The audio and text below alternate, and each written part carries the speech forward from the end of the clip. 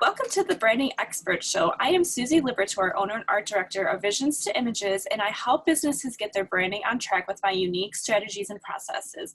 With over a decade of experience, I helped corporations and mid-sized businesses create an unforgettable vision identity.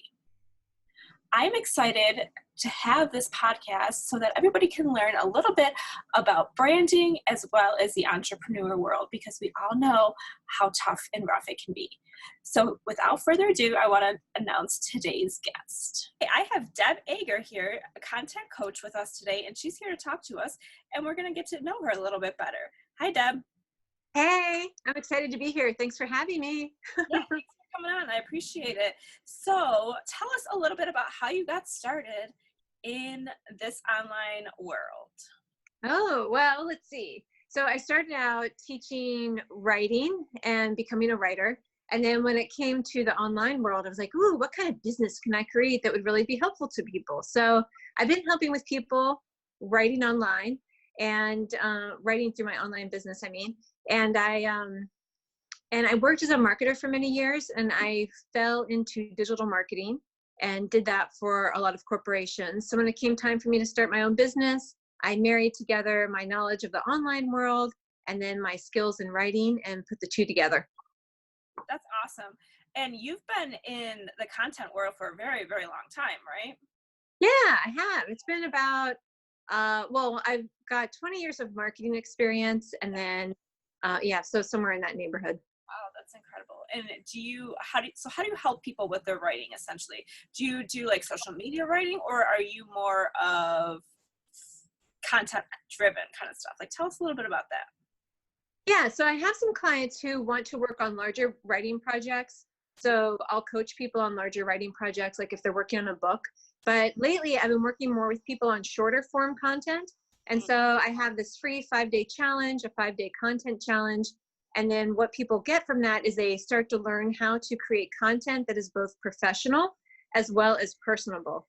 So a lot of the people I work with are concerned about looking professional online. They're worried about, what are my past colleagues going to think? What's my family going to think? Because I'm posting these things online, and they might not feel like they're the best writer in the world. Or they might be an attorney, or they might have come from some kind of, graduate program where they learn to write in an academic way, or just not in a way that people really speak. And so they might know how to write, but they need some help making it more personable. So then I help them make that transition to being able to write in a way that helps them connect with their clients. Gotcha. Yeah, I did your 5-day content challenge, I think, but I think I fell off the wagon. But it was very fun and interesting when I was doing it, but then, life just happened. So I was like, I wanted to finish it. So I'm glad you're doing it again, and that's super exciting. So yeah. What are you most excited about right now for your business? I'm really excited about the challenge. Yeah. We're nearing 100 people in this one, so I'm really excited about that. And I'm also excited about I have a group program that's forming where people get, they join monthly, and they're able to get my eyes on their copy, as well as get support to be able to create their content and their copy for their business. So I'm excited about that. I love that second one for sure. I mean, I like the first one too, but the second one is just super Thanks. Perfect. So if you could give some advice to somebody who's kind of just starting off, either like in the entrepreneur world or online world, like what kind of advice would you give them? Because you and I both know it's tough. So it is. I think getting really clear on who you serve and what you're doing is really useful. Because one of the mistakes I made early on was having too many things I was offering. And I see now, I coach in somebody else's program, and I see right now where people are offering 5 different things, and it's just a lot. So focus on that one thing and focus on the person that you're serving, and then things end up working out much better that way than trying to be everything to everybody. Yeah, and I agree with that. And I think that really narrowing down who you're reaching is like super huge, especially in the branding and the content world, right? Like if we don't know who we're reaching, we're not gonna so that is huge. And I always say, I like to sell a lot of things in my little agency world and stuff, but starting off small is important, and then you could scale and grow from there. So really fine tuning what you're good at, like you said, and then just like selling that for sure. Exactly. I mean, one example is, you know, if you see someone, sometimes I'll see people on social media and they'll be saying that they help people with social media, but they're also a health coach. And then they also, you know, sell something.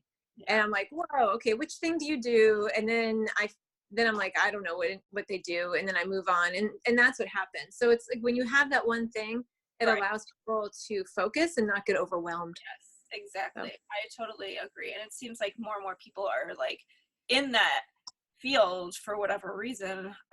It's just going around, you know what I mean? Where people have these 5 different things. It's like focus on one thing, especially if they're not like things, you know?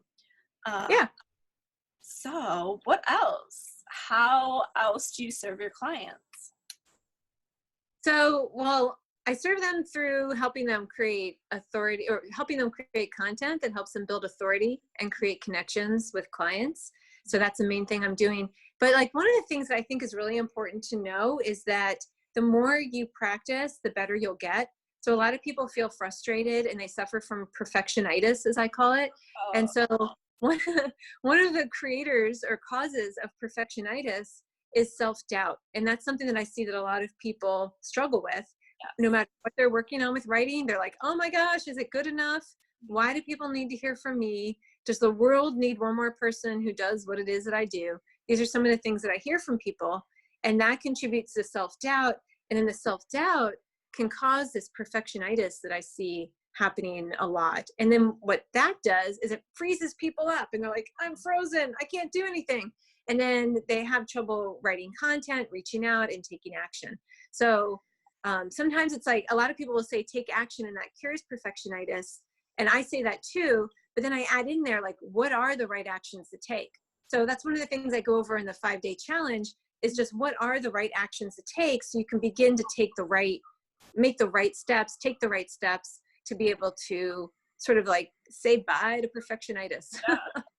Wow, that's very interesting. I really like how you put that together, because that's so true. Like I used to have a lot of self-doubt with a lot of things, and including like business and stuff, like doubting myself. And kind of recently I started to open up more personal, like onto social media, like letting people know who I am, who I serve, and stuff like that, and really kind of digging in, because people need that personalization and authenticity when they're seeing you online. And like you said, like you can't just let it all out and, you know, don't worry about it. Yeah, there's a lot of people who worry about being too personal on social media, and I totally get where they're coming from, especially if they are selling into a corporate environment, because traditionally in corporate environments, we're supposed to keep everything buttoned up and not talk too much about our personal lives.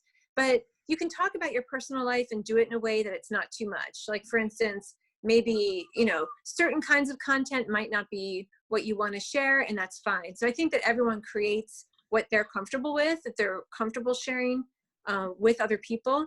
And then once you know what that is and sort of what your boundaries are, so to speak, then you can sort of work within that area. And then it doesn't mean that we all have to tell every secret that we have in the world, or like that they need to know where I am in every moment of the day. It's not like that, but it's more like selective sharing of your personal life. Yeah. Love it. And I love your post on LinkedIn. I don't really follow you. I have you on other platforms as well, but I really think like your LinkedIn just shines and pops through, and it's always on my news feed. So I'm always like, oh, so definitely make sure you follow Deb on LinkedIn or connect with her, because she has some great stuff out there, and I always like reading her content. Thank you. Thank you. I love seeing your I see you pop up more for me on Facebook. I always love seeing what you have there. Isn't that funny? I pop up on LinkedIn. I guess that's the nature of social media. Yes. Is there anything else you want to share with anybody? We'll put your links in bio as well in the comments and stuff like that. Is there anything else you'd like to share? Well, I'll be offering the 5-day challenge several times this year. So even if people can't make the next one, you can always get on the wait list for the next grouping. So I invite people to come in and join us in that. And you'll send me the link for that, and we can. Yeah. Okay, perfect. Yeah, I highly encourage going to do it. It's fun. Definitely don't think about it as a challenge and content and all of that, because it's fun. It's different. I like it. I enjoyed it, even though I didn't Thank finish. you.